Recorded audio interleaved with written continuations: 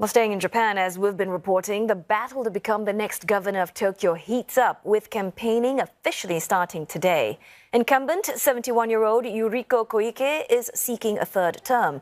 She faces a tough fight from another female politician, the opposition-backed Renho. Now, other prominent names expected to join the race include Toshio Tamagami, who is the former chief of staff of the Air Self-Defense Force, and Shinji Ishimaru, a former mayor of Akita Kata City in Hiroshima. And for a deep dive on this upcoming governing election, let's speak with Tomohiko Taniguchi. He's a special advisor to the Fujitsu Future Study Center and also a specially appointed professor at the University of Tsukuba. Well, so good to have you on East Asia again tonight, Prof. So let's just talk about the showdown between these two leading female candidates. How do you see their differing styles and policies play out when they start campaigning?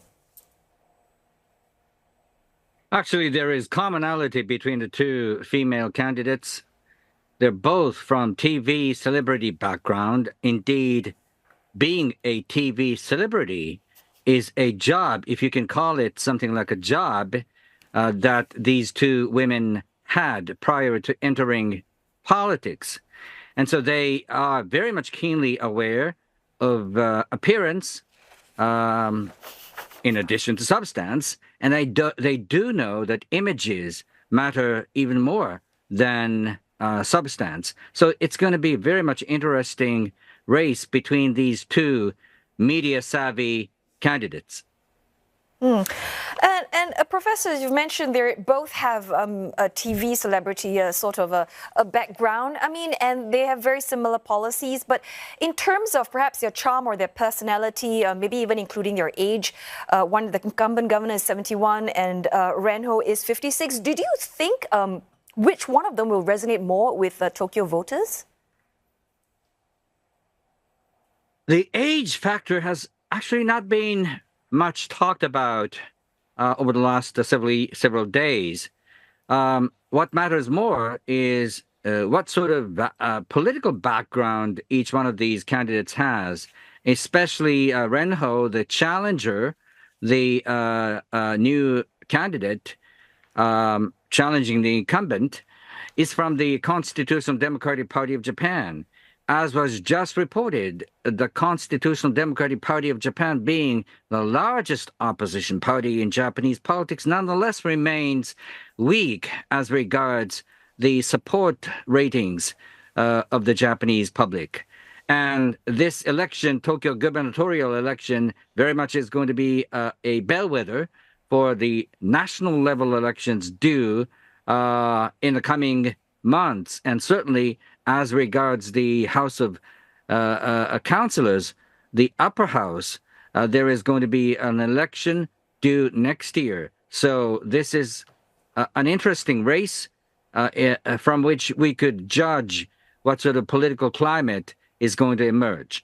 Do you think then, with Prime Minister Kishida's ruling LDP, which is endorsing Ms. Koike, do you think that backing from this scandal-plagued party might actually work against her? And if it does, to what extent? It's very much an indication of the ruling party LDP's weakness, because Ms. Koike has not been actually getting along well with the LDP-led government, certainly the government headed by the late Prime Minister Shinzo Abe.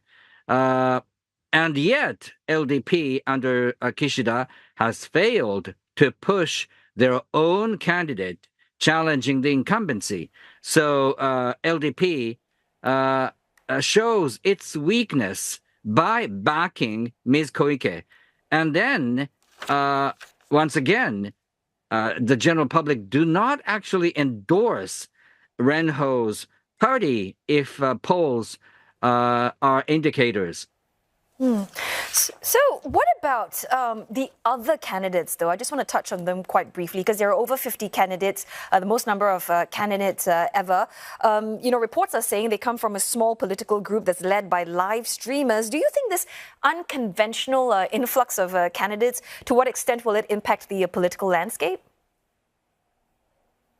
The short answer to that question is very little. it's one of the best opportunities for you to sell your brand recognition, to sell your name. That's one of the reasons why those unnamed, unpopular, unheard of candidates are emerging, with the exception of a couple that have national recognition. So it boils down to a race between the two female candidates that you have mentioned.